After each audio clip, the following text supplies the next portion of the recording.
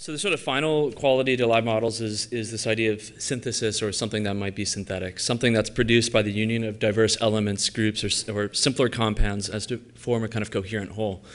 So part of this process, I think, is in terms of architecture, and one of the things, the sort of research projects we've been sort of fundamentally interested in is the sort of design environment, design simulation, and kind of actuation environment in which architects are beginning to be involved with. The slide that you're basically looking at is an interface that I've been involved with developing with Andy Payne, which is essentially a plugin for Rhino, plugin for a kind of 3D modeling environment that essentially allows you to embed sensors into physical material matrix. So this is actually a series of bend sensors interjected into a kind of a plastic sheet, and those bend sensors are being read by a microcontroller and then being sent directly to the kind of 3D model environment.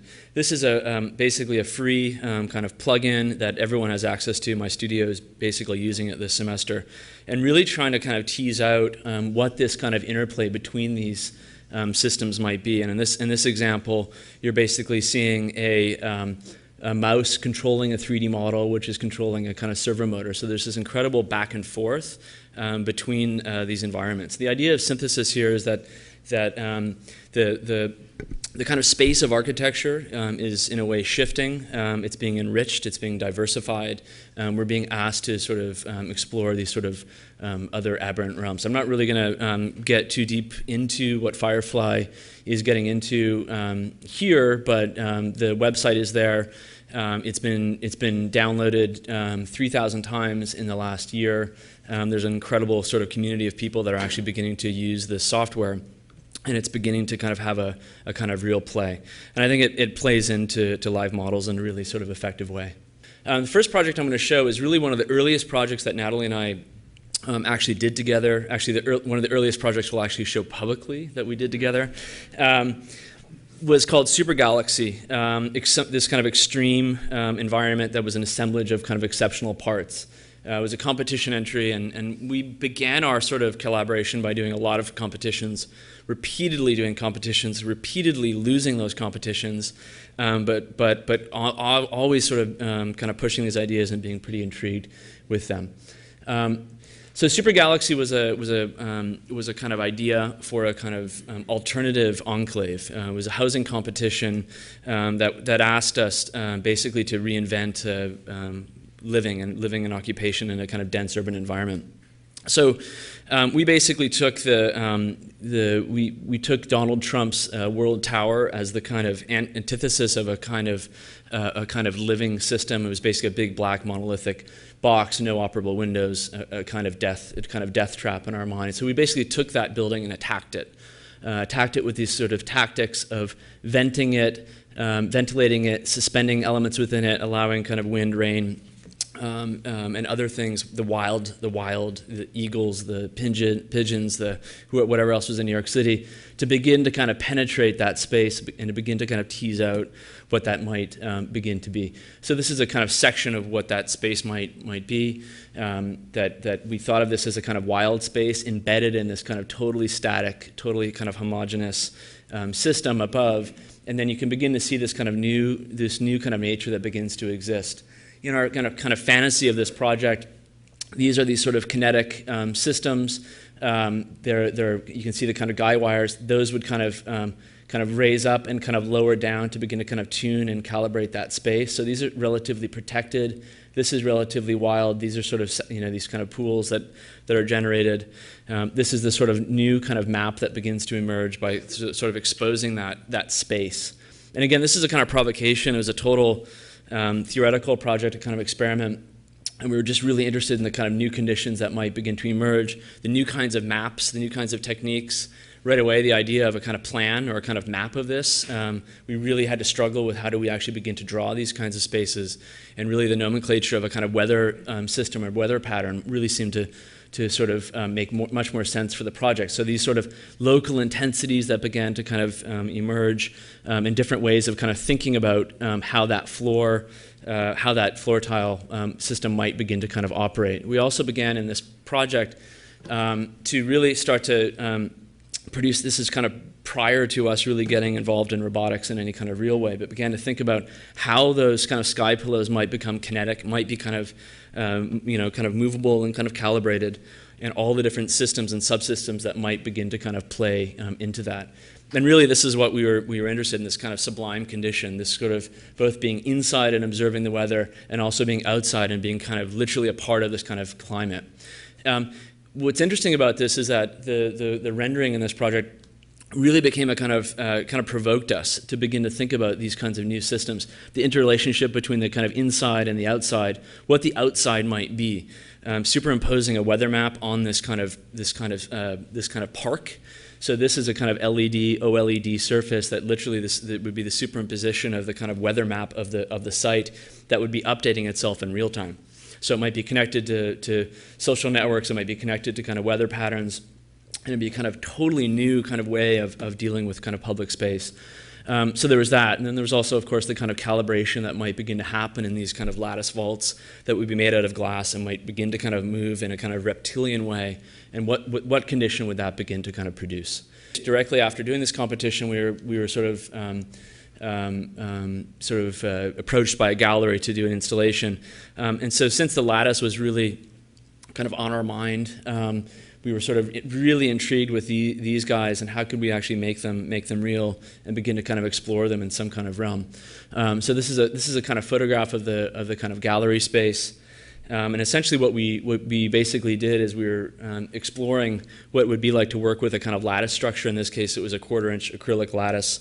The gallery we were in Virginia at the time. The gallery was in Chicago. It had to be kind of portable. We had to be able to pack this thing up and kind of bring it to a gallery space. So you can see here, using a kind of extended lattice, you can basically fold it up and kind of extend it and then add curvature to it.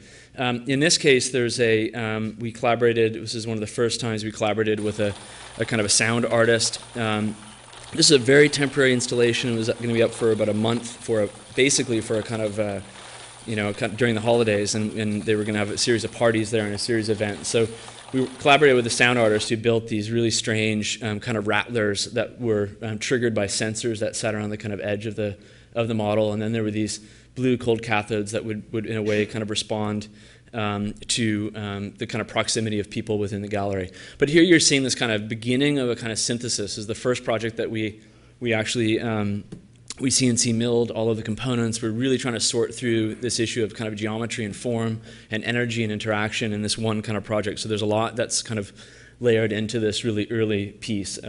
Really crazy sort of thing, but we really learned a lot. So zero max, so extreme on the one hand, extreme dry conditions.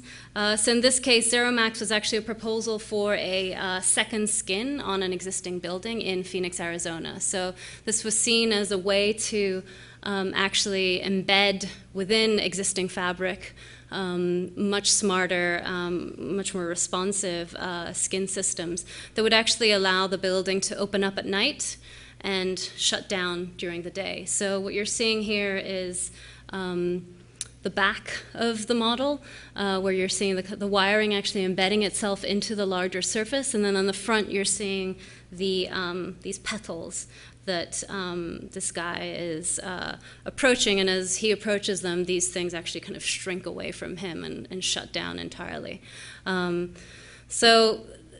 Of course, this doesn't happen without all of this and a lot of more of this. There's a lot of messy photographs, a lot of failed attempts, which is what you're seeing here. You're seeing the kind of first petal prototype, which doesn't really look petally in any way. So this is in some ways how we work. We have these kind of, on the one hand, a kind of interest in fabrication, on the other hand, obviously an interest in the electronic side of things, and these are two tracks that work in parallel. At some point they meet, they talk, they figure out how they embed into one another, and then they go off and actually kind of keep rolling and then re-intersect. So here you're seeing on the one hand our failed experiments or multiple experiments. This is the surface prior to being attached. So these were a series of pieces that were transported to New York in multiple boxes, taken out, reassembled back into their order, and then basically the entire model was suspended from the ceiling, extremely light. And here you're seeing it suspended from the ceiling with cables that never appear in the pictures, so it makes it seem like the actual cabling is the thing that's actually supporting the entire structure. So up top you're seeing basically the controlling mechanism, the brain. And then what was interesting to us was to also see how people actually interacted with it. On the one hand, there was the expectation that the thing would perform for you. So the fact that the entire installation shut down as you were approaching it seemed to be very disconcerting to people. But at the same time, really kind of starting to think of it as creating a space. And I'm going to just quickly just sort of summarize this.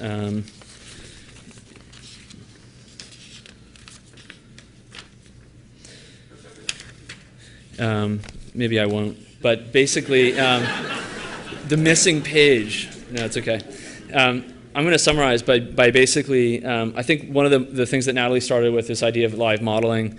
Again, I hope I sort of stress that there's this incredible condition in which the kind of material and electronic, this kind of synthetic realm begins to emerge.